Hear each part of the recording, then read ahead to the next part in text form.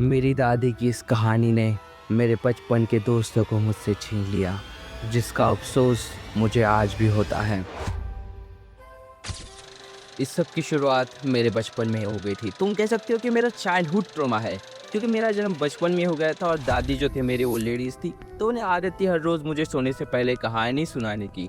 चाहे मेरी मर्जी हो या ना हो, वो हर रोज़ मुझे अलग अलग तरह की कहानियाँ सुनाया करती थी। कभी भूत, कभी पिशाच, कभी राक्षस। तुम ऐसा कह सकते हो कि मेरी दादी के पास नेटफ्लिक्स से ज़्यादा कंटेंट था। इतना नहीं, वो हर कहानी खत्म होने के बाद मुझसे उसका उद्देश्य भी पूछा करती थी। ऐसी एक कहानी उन्होंने सुनाई थी जिसका नाम था जंगली चुड़ैल। कहानी कुछ इस कदर थी कि ये जो हमारे गांव के पीछे काला जंगल है ना, काला जंगल, ये लोग कहते हैं यहाँ 1000 साल पुरानी चुड़ैल रहती है।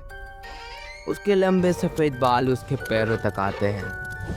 उसके हाथों में चाकू से भी ज़्यादा तेज धार नाखून है, मगर मुंह में दांत नहीं है, यानी कि वो पोपली है।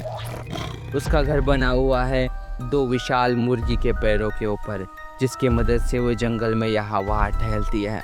उसे बच्चों का नरम मांस खाना बहुत पसंद है, तो वो बच्चों को फूल, फल, शहद ऐसी चीज़ें दिखा के अपने करीब बुलाती है और फिर उन्हें पकड़कर पानी में उबाल कर उनका गोश्त बड़े मज़े के साथ शहद में डुबा डुबा के खाती है।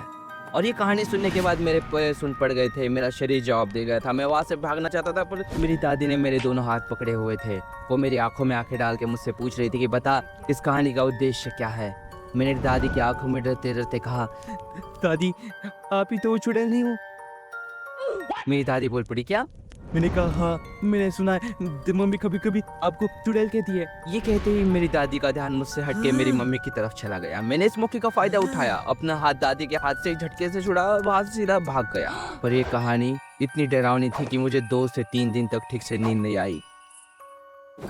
पर गुजरते समय और दादी की और डरावनी कहानियों की वजह से वो चुड़ैल की कहानी मेरे जहन में कहीं पीछे छूट गई। अब कट टू द 5 साल आगे, तब मैं 9th क्लास में पढ़ा करता था। मुझे आज भी वो दिन याद है। उस दिन सैटरडे था। मैं और मेरे 3 और दोस्त सुबह सुबह बैठ के ठंडे ठंडे ब्रेड पैटीज खा रहे थे। मेरा दोस्त अथर्व, जो कि बहुत बड़ा बड़बोला था, वो कोई कहानी सुना रहा था।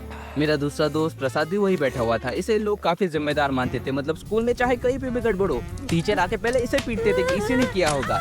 मेरा तीसरा दोस्त था वेदांत। वेदांत को तुम भटकती आत्मा भी कह सकते हो। ये कभी एक जगह टिकता ही नहीं था। इसके घर वाले तो इसे उन जानवरों की तरह रखते थे, वो जो नहीं होते दिन भर यहाँ वहाँ घूम कर खा पी के शाम को घर आ जाते, बिल्कुल वैसे रखते थे इसके घर वाले ऐसे।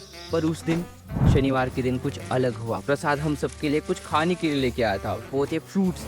मैंने जैसे ही वो फ्रूट्स खाए, वो काफ़ी मीठे और डिलीशियस थे। मैंने कहा, यार क्या बात है भाई, ये कहाँ से लेके आए, बड़े मस्त है खाने में।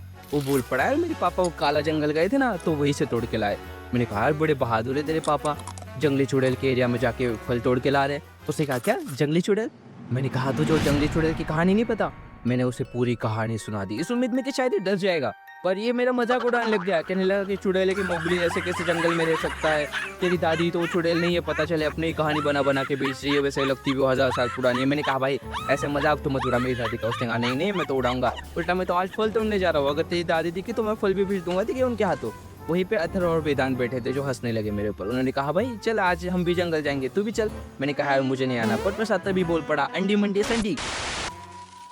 और फिर जैसे स्कूल की छुट्टी हुई 12 बजे, मुझे भी उनके साथ निकलना पड़ा। हम लोग स्कूल के पीछे वाले कच्चे रास्ते से सीधा उस जंगल की तरफ निकल पड़े। वो कच्चा रास्ता तो जैसे आज भी मेरे दिमाग में छपा हुआ सा है।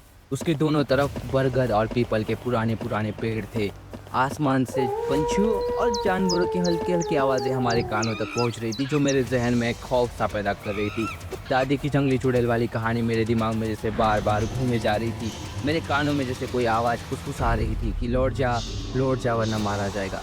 उस समय मैंने वही किया जो एक समझदार और बहादुर बच्चा करता। मैंने अथर्व से कहा, भाई सुनना, मेरी वाटर बॉटल स्कूल में रह गई है, मैं ज़रा वो लेके आता हूँ, तुम लोग धीरे धीरे आगे चलो, मैं भाग के गया ठीक है।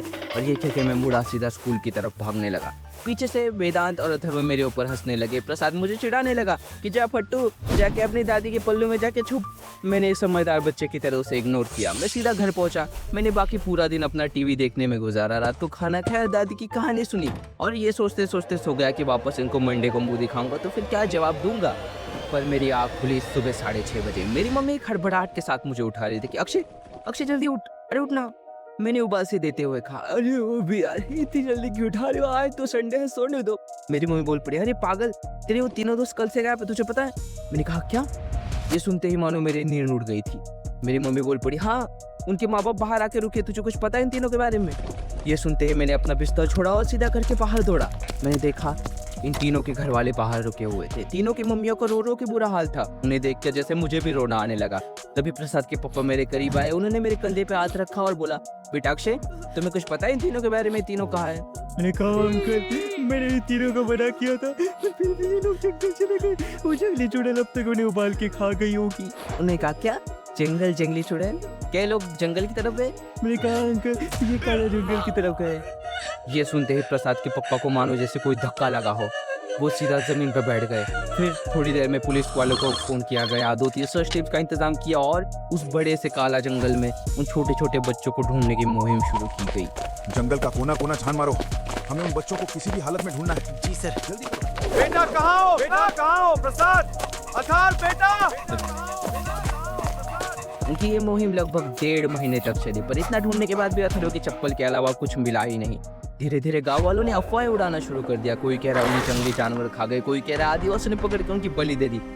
पर सबसे बुरा हाल था मेरे स्कूल में। बच्चे मेरी तरफ ऐसा देखते थे जैसे मैंने ही अपने दोस्तों को कुछ कर दिया हो। मेरे पीठ पीछे बातें करते थे, यार इस साइको किलर है, इससे बच कर कहा तुझे गायब कर देगा, पता भी नहीं चलेगा, ढूंढते रह जाएंगे लोग। मैं सारी बातें मम्मी को जाके बताता था मम्मी, पर मेरी मम्मी को उससे कुछ खासा फर्क पड़ा नहीं। उन्होंने कुछ और सोच लिया था मेरे लिए। वो मुझे इस गाँव, स्कूल और मेरी दादी से दूर मेरे मामा के पास कोकन भेजी थी आगे की पढ़ाई के लिए। शुरुआत में तो वहाँ पे मेरा मन नहीं लगा, पर वहाँ पर भी मेरी नानी मुझे हर रोज कहानियाँ सुनाया करती थी।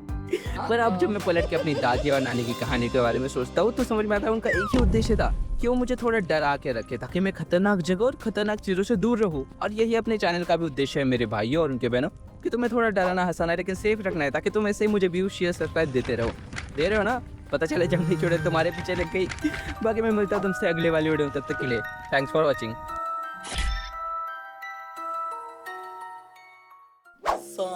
वैसे मेरे दोस्त मिल गए थे 3 महीने बाद। आदिवासी खुद उन्हें गाँव में छोड़ के चले गए थे।